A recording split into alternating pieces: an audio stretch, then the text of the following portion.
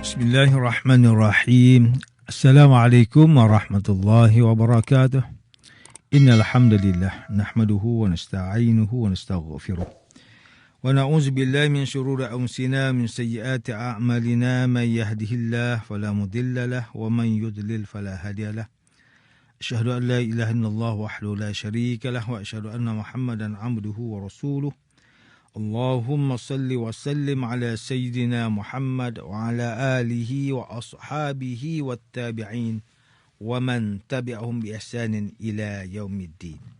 A'udzu billahi minasyaitonir rajim. Ya ayyuhalladzina amanu taqullaha haqqa tuqatih wa la tamutunna illa wa antum muslimun. Amma ba'd. Yang berusaha Tuan Haji Ahmad Nazri Muhammad Yusof selaku penerbit rancangan tafsir Al-Quran dan seterusnya sidang pendengar yang dirahmati Allah. Alhamdulillah, pertamanya marilah kita bersama-sama merafakkan setinggi kesyukuran kehadrat Allah Subhanahu Wa Taala di atas segala nikmat kurniaan dan rezekinya yang tidak ternilai. Selawat dan salam ke atas junjungan besar Nabi Muhammad sallallahu alaihi wasallam, ahli keluarga baginda dan para sahabatnya yang tercinta. Bersama saya, Profesor Dr. Muhammad Najib bin Abdul Kadir, Pusat Kajian Al-Quran dan As-Sunnah, Fakulti Pengajian Islam, Universiti Kebangsaan Malaysia. Tuan-tuan, puan-puan, para pendengar yang dimuliakan, pada hari ini kita akan menyambung kembali rancangan tafsir Al-Quran bagi siri ke-52. InsyaAllah pada kali ini kita akan membincangkan mengenai pentafsiran ayat ke-71 dan 72 surah Yunus. A'udzu billahi minasyaitonir rajim. Bismillahirrahmanirrahim. Watlu 'alaihim naba'a Nuhin idh qala liqaumihi ya qaum يا قوم إن كان كبر عليكم مقامي وتذكيري بآيات الله فعلى الله توكلت فأجمعوا أمركم وشركاءكم ثم لا يكن أمركم عليكم غمة ثم قضوا إلي ولا تنظرون فإن توليتم فما سألتكم من أجر إن أجري إلا على الله وأمرت أن أكون من المسلمين. Dan bacakanlah kepada mereka, wahai Muhammad, perihal Nabi Nuh. Ketika ia berkata kepada kaumnya, wahai kaumku, sekiranya kedudukan aku dalam kalangan kamu dan peringatan yang aku berikan kepada kamu dengan ayat-ayat keterangan Allah itu menjadi keberatan kepada kamu, maka buatlah apa yang kamu hendak buat, kerana kepada Allah jualah aku berserah diri. Oleh itu, tetapkanlah keazaman kamu serta sekutu-sekutu kamu untuk melakukan rancangan jahat kamu terhadapku. Kemudian janganlah hendaknya rancangan jahat kamu itu kamu jalankan secara tersembunyi, tetapi biarlah terbuka. Sesudah itu, bertindaklah terus terhadapku dan janganlah kamu tunggu-tunggu lagi. Oleh itu, jika kamu berpaling membelakangkan peringatanku, maka tidaklah menjadi hal kepadaku, kerana aku tidak meminta sebarang balasan daripada kamu mengenai ajaran agama Allah yang aku sampaikan itu. Balasanku hanya dari Allah semata-mata, sama ada kamu beriman ataupun kamu ingkar. Dan aku pula diperintahkan supaya menjadi dari orang Islam yang berserah diri bulat-bulat kepada Allah. Sidang pendengar yang dirahmati Allah, Profesor Dr. Muhammad Quraish Shihab melalui kitabnya Tafsir Al-Misbah menukilkan pandangan Imam Fakhruddin Ar-Razi yang mentafsirkan bahawa ayat ke-71 dan 72 surah Yunus ini memaparkan kisah Nabi Nuh yang menjadi tarikan kepada kaum musyrikin. Kerana jika hanya dipaparkan satu cabang pengetahuan sahaja, akan melahirkan kejemuan. Tetapi apabila huraian berpindah kepada persoalan lain, perhatian dan keinginan mengetahui itu membuak-buak. Di sisi lain, ia juga adalah untuk Nabi Muhammad sallallahu alaihi wasallam dan para sahabat mengambil pengajaran dan meneladani para nabi yang terdahulu. Di dalam ayat yang lalu, kaum musyrikin meminta agar disegerakan seksaan untuk mereka. Namun permintaan itu ditolak Allah Subhanahu Taala kerana tidak kena pada tempatnya. Bahkan permintaan itu hanya bertujuan mengejek. Maka di dalam ayat ini Allah Subhanahu Taala membuktikan bahawa selama mana pun satu kaum itu hidup dalam kederhakaan, pada akhirnya akan dijatuhkan juga seksaan ancaman Allah Subhanahu Taala. Sebagaimana pengalaman kaum Nabi Nuh AS yang hidup dalam kederhakaan selama 950 tahun, dan apabila tiba masanya Allah menghancurkan mereka. Profesor Dr. Muhammad Quraish Shihab menghuraikan kalimah ghummah di dalam ayat ke-71 surah Yunus yang bermaksud rahsia diambil dari kata akar yang membawa makna tertutup. Sesuatu yang ditutup bermakna ia dirahsiakan. Ada juga yang memahaminya dengan maksud keresahan hati. Kerana hati yang resah, sempit, bagaikan tertutup sehingga tidak memiliki ruang yang bebas. Jika makna kedua ini yang dimaksudkan, maka Nabi Nuh AS seakan berkata, binasakanlah aku dengan pelbagai cara dan upaya yang dapat kamu lakukan, supaya keberadaanku tidak menjadi sumber keresahan bagi hati kalian.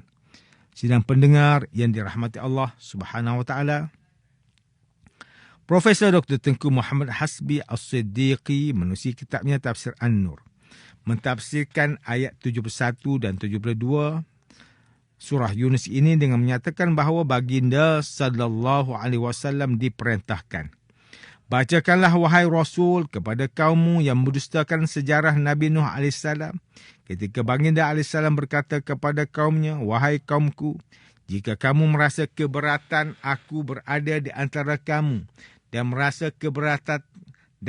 keberatan aku menyeru kamu menyembah Allah, sebagaimana kamu merasa keberatan aku memperingatkan kamu dengan ayat-ayat Allah, maka kepada Allah aku menyerahkan diri dan kepadanya aku berpegang, tidak kepada yang selain dia. Maka bulatkanlah kemahuanmu dan bermuafakatlah dengan sekutu dan Tuhanmu yang kamu sembah selain Allah untuk melaksanakan apa yang kamu kendaki. Janganlah urusan kamu inginkan itu tersembunyi bagimu atau tidak begitu jelas. Tegasnya, kamu hendaklah bertindak tegas dan jangan ragu-ragu. Kemudian, laksanakan apa yang kamu kehendaki terhadap diriku tanpa menunda-nunda sedikit pun. Profesor Dr. Tengku Muhammad Hasbi As-Siddiqi mentafsirkan lagi, jika kamu menolak seruanku dan peringatan yang aku berikan, maka sedikit pun hal ini tidak memudaratkan aku, sebab aku tidak meminta pahala dan pembalasan atas usahaku daripada kamu. Pahala dan pembalasan usahaku diberikan oleh Allah Subhanahu Wa Taala. Wahai kaumku, aku diperintahkan supaya menjadi orang yang menyerahkan diri kepada Allah dan tunduk patuh kepada hukumnya. Islam, menyerahkan diri kepada Allah, adalah agama semua Nabi. Tuan-tuan, puan-puan yang dimuliakan, Ustaz Salahuddin Abdullah dan Ustaz Omar Khalid melalui kitab mereka Tafsir Mubin mentafsirkan ayat ke-71 dan 72 surah Yunus ini dengan menyatakan bahawa setelah di dalam ayat sebelum ini Allah Subhanahu Taala membuktikan keesaannya dan beberapa peristiwa yang telah berlaku antara Rasulullah SAW dan kaum musyrikin Mekah, maka di dalam ayat yang berikutnya Allah Subhanahu Taala menyebutkan pula kisah beberapa orang nabi terdahulu untuk menghiburkan hati Nabi Muhammad sallallahu alaihi wasallam dan supaya baginda dapat mengikuti jejak langkah para nabi itu. Oleh yang demikian, baginda akan merasa mudah dan senang hati apabila berhadapan dengan pelbagai halangan yang dilakukan oleh musuhnya, sama ada berbentuk gangguan, ejekan dan sebagainya.